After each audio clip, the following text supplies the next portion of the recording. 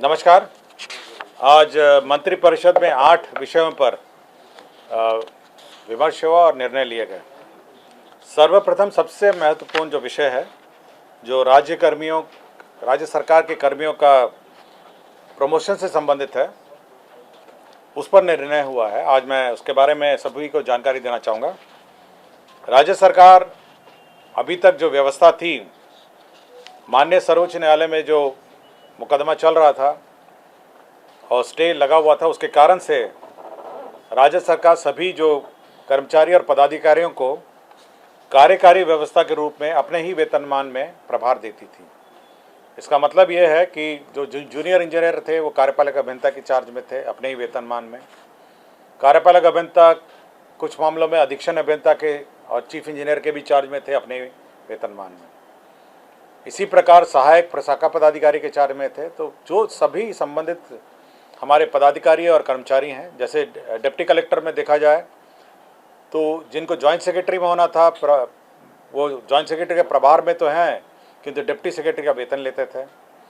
तो राज्य सरकार ने यह निर्णय लिया है कि एक नियमावली गठन की गई और इस पर मंत्रिपरिषद में स्वीकृति दिया गया। अब ये निर्णय लिया गया कि अब उच्चतर पद धारक लोक सेवक को उच्चतर पद का वेतनमान और सभी सुविधाएं दी जाएंगी। मतलब अगर वो डिप्टी सेक्रेटरी हैं किंतु जॉइंट सेक्रेटरी का कार्य कर रहे हैं तो जॉइंट सेक्रेटरी का उनको वेतनमान भी दिया जाएगा और उनका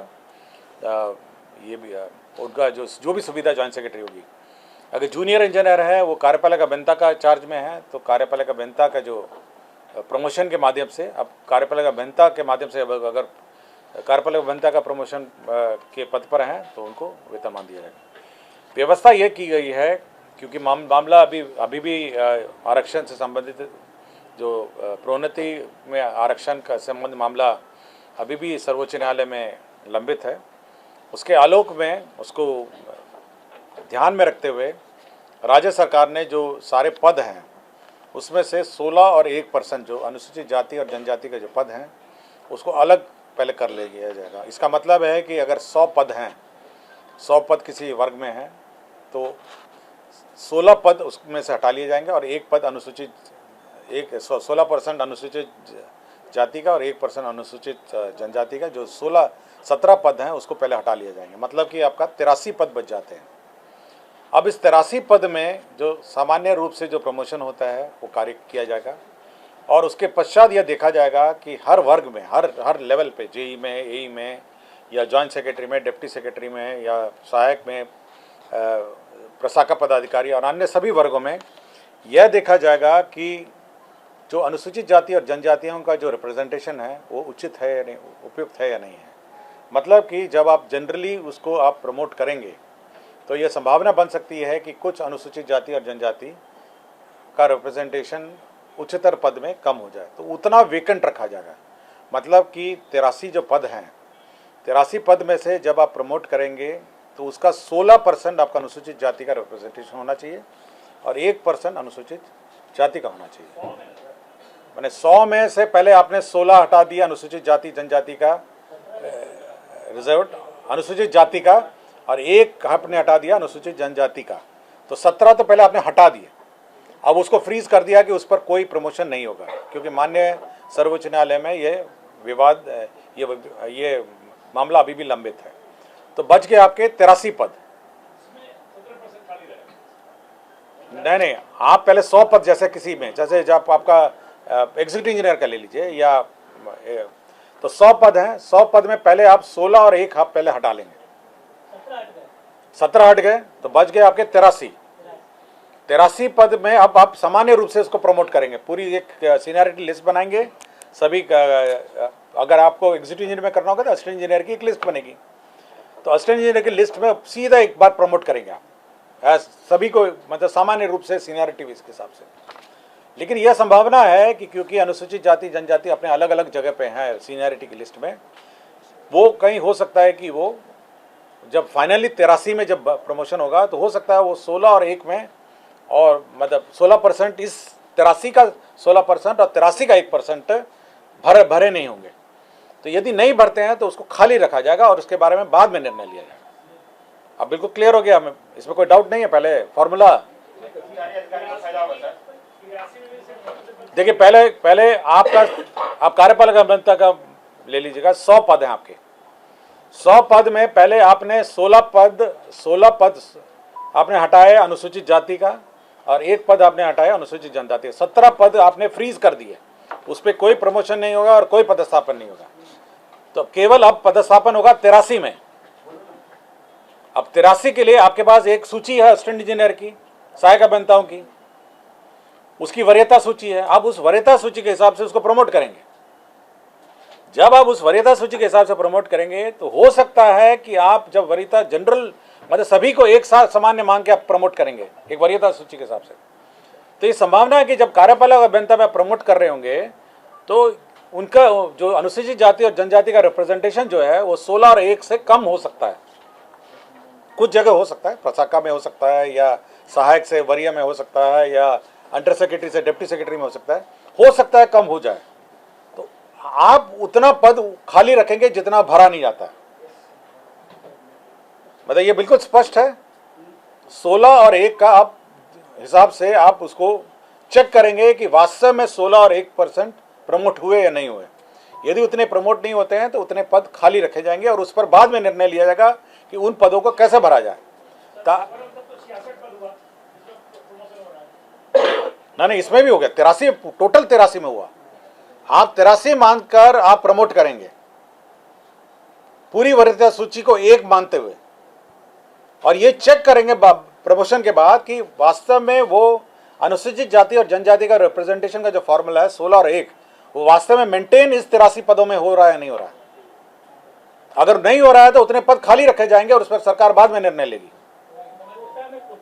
हाँ, मतलब 83 में कोटा, मतलब कोटा वाला पहले फ्रीज किए और उसके बाद इस 83 में भी आप ये सुनिश्चित करेंगे कि अनुसूचित जाति और जनजाति का रिप्रेजेंटेशन सही रूप में है या नहीं है।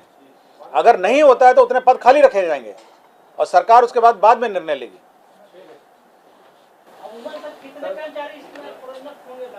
पूरे राज्य के सभी, पूरे राज्य के, पूरे आपके मतलब जिला स्तर के कर्मचारी हैं, आपके राज्य स्तर के हैं, संवैधानिक पूरे कार्य बहुत ज्यादा होंगे।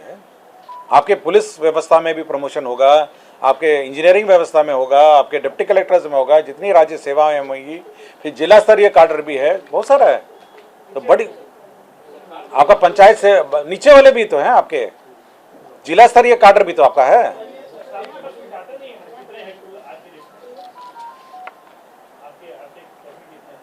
टोटल कर्मी आपको बता देंगे, हम आपको अलग से बता देंगे। हाँ, राज्य सेवा वाले होंगे करीब, मेरे ख्याल से हमको 4 लाख से ऊपर ही होंगे। अभी बहाली जोड़ जाड़ के आपका 4-5 लाख के आसपास होंगे।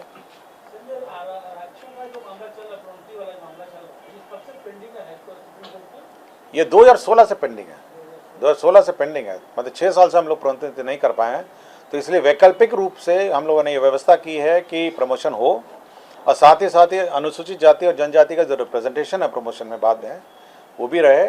और जब फाइनली जो माननीय उच्च न्यायालय का, सर्वोच्च न्यायालय का निर्णय आएगा तो वो जो 16+1 वो फ्रीज्ड वैकेंसीज हैं उस पर भी निर्णय होगा। फिर एक बार फिर से पूरी एक्साइज प्रमोशन और रोस्टर की बात की जाएगी।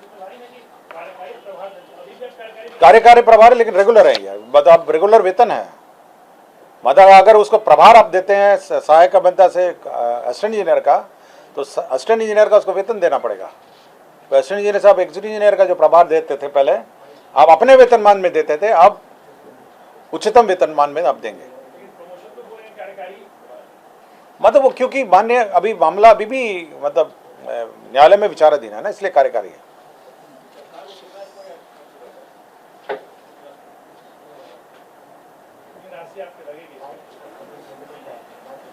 वो अलग है, बट ये टोटल पूछ रहे हैं,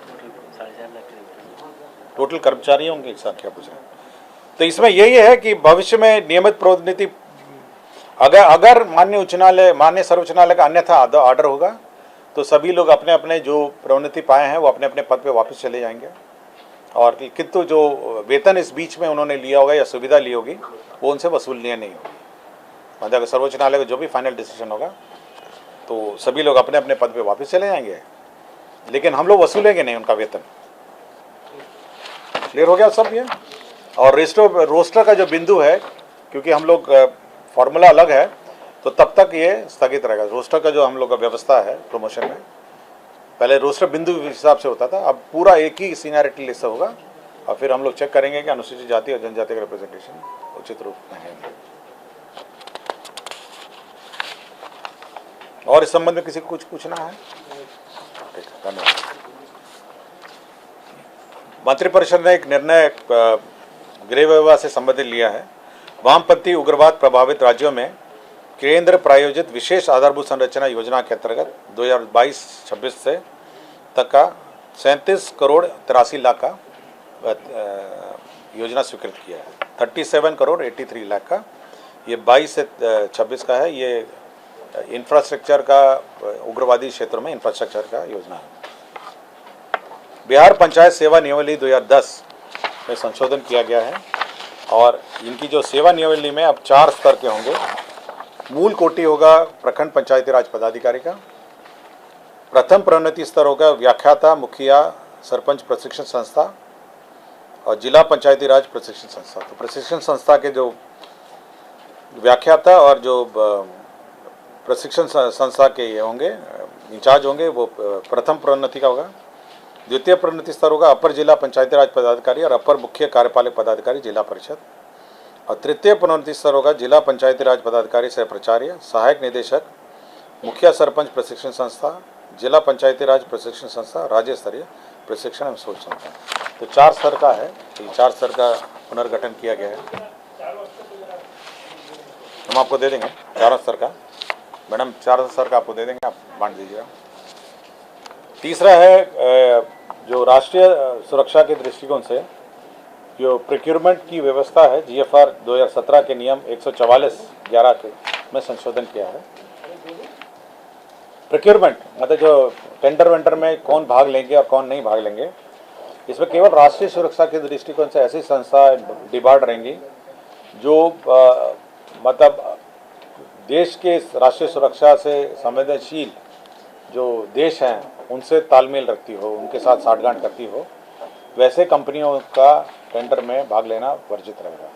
मतलब जैसे मैं कोई कंपनी भाग लेती है, अगर उस कंपनी का कोई अग्रीमेंट या डीलिंग या कुछ अरेंजमेंट किसी अन्य ऐसा देश से हो जो राष्ट्रीय सुरक्षा के दृष्टिकोण से उचित ना हो, तो वैसे कंपनियां भाग नहीं ले सकती।